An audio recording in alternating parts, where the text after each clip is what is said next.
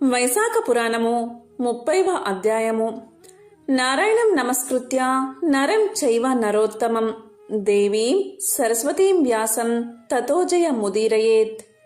పుష్కరిణి ఫలశ్రుతి. నారద మహర్షి రాజర్షి అయిన అంబరీష మహారాజుకు వైశాఖ మహత్యాన్ని వివరిస్తూ ఇలా పలికాడు. శృతదేవుడు శృతకీర్తి మహారాజుకు వైశాఖ వ్రత మహిమను వివరిస్తూ ఇలా పలికాడు. శృతదేవ మహారాజా, వైశాఖ శుక్ల పక్షమున చివర వచ్చే 3 తిథులను, త్రయోదశి, చతుర్దశి, పూర్ణిమ అను ఈ 3 తిథులను పుష్కరిణి అనే పేరుతో ప్రసిద్ధాలు. పుష్కరిణి అనే నది సర్వ పాపాలను పోగొట్టి సర్వ శుభాలను కలిగిస్తుంది. ఈ 3 తిథుల్లోనూ స్నానాదులు చెయ్యలేని వారు ఈ మూడిటిలో ఏ తిథియందు వైశాఖ స్నానం చేస్తే వారికి 3 తిథులయందు స్నానం చేసిన పుణ్యఫలం సిద్ధిస్తుంది. త్రయోదశి నాడు సర్వదేవతలు జలాన్ని ఆవహించి ఉంటారు.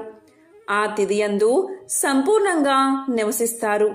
పూర్ణిమయందు శ్రీ మహావిష్ణువు ఆవహించి ఉంటాడు. చతుర్దశి తిథియందు సర్వయజ్ఞాలు ఆ తిథియందు ఆవహించి ఉంటాయి. అందుకే ఈ 3 తిథులు ప్రశస్తమైనవి. బ్రహ్మహత్య, సురపానము మున్నగు పాపాలు చేసిన వారిని కూడా ఈ తిథులు పవిత్రులను చేసి పుణ్యఫలాన్ని ఇస్తాయి. దేవాసురులు క్షీరసాగరాన్ని మదిస్తూ ఉండగా ఏకాదశి యందు అమృతం జన్మించింది. ద్వాదశి నాడు సర్వోత్తముడు దయానిధి అయిన శ్రీమన్నారాయణుడు అమృతాన్ని దానవుల నుండి కాపాడాడు. త్రయోదశి నాడు దేవతలకు అమృతాన్ని ఇచ్చాడు. దేవతలతో వివాదపడి విరోధాన్ని వహించిన రాక్షసులను చతుర్దశి యందు సంహరించాడు. పూర్ణిమ నాడు దేవతలందరూ తమ సామ్రాజ్యాన్ని పొందారు. అందువల్లే దేవతలు సంతుష్టులై త్రయోదశి, పూర్ణిమ అను 3 తిథులకు ఈ 3 తిథులను మానవులకు వారు చేసిన సర్వ పాపాలను పోగొట్టి పుత్ర పౌత్రాది సర్వ సంపదలను ఇచ్చును. వైశాఖ మాసం 30 దినాలు వైశాఖ మాస వ్రత స్నాన దాన జపాదులను చేయలేక పోయినవారు ఈ 3 తిథుల్లో అయినా స్నానాలు చేస్తే వారికి సంపూర్ణ ఫలం కలుగుతుంది. ఈ 3 తిథులయందు స్నానాధికాలు చేయని వారు నీచ జన్మలు పొంది రౌరవాది నరకాలను పొందుతారు. వేడి నీటి స్నానం చేసిన వారు 14 మన్వంతరాలు నరకాన్ని పొందుతారు. పితృదేవతలకు దేవతలకు పెరుగన్నం ఇవ్వని వారు పిశాచాలై పంచభూతాలు ఉన్నంత వరకు బాధపడుతూ ఉంటారు. వైశాఖ మాస వ్రతాన్ని నియమ నిష్ఠలతో ఆచరించిన వారు కోరిన కోరికలను పొందడమే కాక శ్రీహరి సాయుధ్యాన్ని కూడా పొందుతారు. వైశాఖ మాసముల నెలనాళ్ళు స్నానాదులు చేయలేని వారు పై 3 తిథులయందైనా స్నానాధికాలు చేస్తే సంపూర్ణ ఫలాన్ని పొంది శ్రీహరి సాయుధ్యాన్ని పొందుతారు. ఈ మాస వ్రతాన్ని ఆచరించక దేవతలను, పితృదేవతలను, శ్రీహరిని, గురువును పూజించని వారికి మేము శాపాలు ఇస్తాము. అలాంటి వారు సంతానం, ఆయువు, శ్రేయస్సు లేనివారై బాధలను పొందుతారు. కాబట్టి ఈ 3 తిథుల సముదాయం అంత్య పుష్కరిణి నామధేయమున సర్వ పాపాలను హరించి పుత్ర పౌత్రాది సకల సంపదలను, ముక్తిని ఇస్తుంది. పూర్ణిమ నాడు సద్బ్రాహ్మణులకు పప్పును, పాయసాన్ని ఇచ్చి సకల సంపదలను, ముక్తిని పొందవచ్చు. ఈ 3 దినాలయందు గీతా పఠనం చేసిన వారు ప్రతిరోజు అశ్వమేధ యాగం చేసినంత పుణ్యాన్ని పొందుతారు. ఈ దినాలయందు విష్ణు సహస్రనామాలు చదివితే వాడి పుణ్యం ఇంతని చెప్పవలసిన లేదు. పూర్ణిమ నాడు సహస్రనామాలతో శ్రీహరిని క్షీరముతో అభిషేకించిన వారు శ్రీహరి లోకాన్ని చేరుకుంటారు. సమస్త వైభవములతో శ్రీహరిని అర్చించిన వారు ఎన్ని కల్పాలు గడిచినా శ్రీహరి లోకమందే ఉంటారు. శక్తి ఉండి వైశాఖ వ్రతాన్ని ఆచరింపని వారు సర్వ పాపాలను పొంది నరకాన్ని చేరుకుంటారు. వైశాఖమున ఈ 3 రోజుల్లోనూ భాగవతమును ఏమాత్రం చదివినా బ్రహ్మ పదవిని పొందుతారు, గొప్ప జ్ఞానులవుతారు.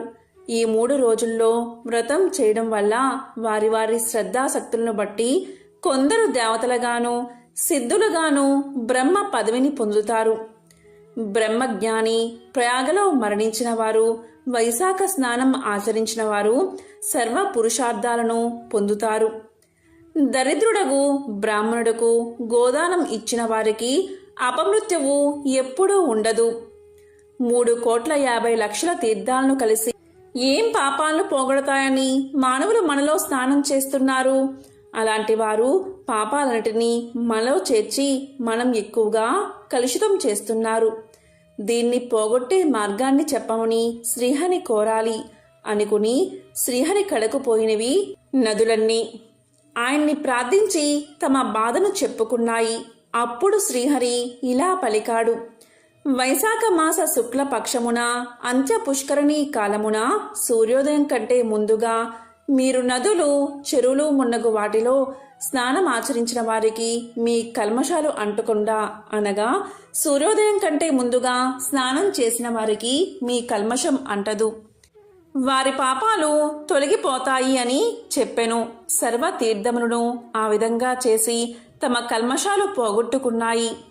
కాబట్టి వైశాఖ మాసమున శుక్లపక్ష చివరన వచ్చే త్రయోదశి, చతుర్దశి, పూర్ణిమ పవిత్ర తిథులు సర్వ పాపహరాలు. నాయనా శృతదేవా, నీవడిగిన వైశాఖ మహిమను నేను చూసినంత, విన్నంత, తెలిసినంత నీకు చెప్పాను. దాని మహిమను పూర్తిగా చెప్పడం నాకే కాదు, శివుడికి కూడా సాధ్యం కాదు.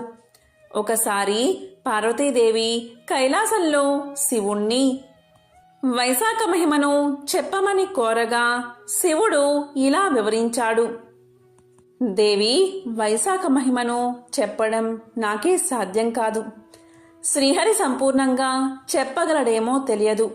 పూర్వం మునులు జనహితం కోసం తమ శక్తి కొలది వైశాఖ మహిమను చెప్పారు.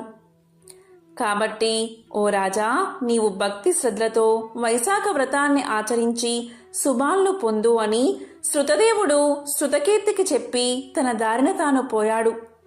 శృతకీర్తి మహారాజు పరమ సంతోషంతో మహావైభవంతో వైశాఖ వ్రతాన్ని ఆచరించి శ్రీహరిని ఊరేగించి తాను పాదచారి అయి అనుసరించాడు. అనేక దానాలను ఆచరించి ధన్యుడయ్యాడు అని అంబరీషుడుకు నారదుడు చెప్పి, ఓ అంబరీష మహారాజా, సర్వ శుభకరమగు వైశాఖ మహిమను చెప్పాను. దీనివల్ల భుక్తి, ముక్తి, జ్ఞానం, మోక్షం వీటిని పొందుము. దీనిని శ్రద్ధా భక్తులతో ఆచరించుము అని నారదుడు పలికాడు. అంబరీషుడు నారదునకు భక్తి శ్రద్ధలతో సాష్టాంగ నమస్కారాలను మరలా మరలా చేశాడు. నారదుణ్ణి బహువిధాలుగా గౌరవించాడు. నారదుడు చెప్పిన ధర్మాలను ఆచరించి శ్రీహరి సాయుధ్యాన్ని పొందాడు. ఈ ఉత్తమ కథను విన్నా, చెప్పినా సర్వ పాపాలను పోగొట్టుకుని ముక్తిని పొందుతారు. దీనిని పుస్తకంగా వ్రాసి ఇంట్లో ఉంచుకున్న సర్వ శుభాలు కలుగుతాయి. శ్రీహరి అనుగ్రహం కలుగుతుంది. వైశాఖ పురాణము 30వ అధ్యాయము సంపూర్ణం.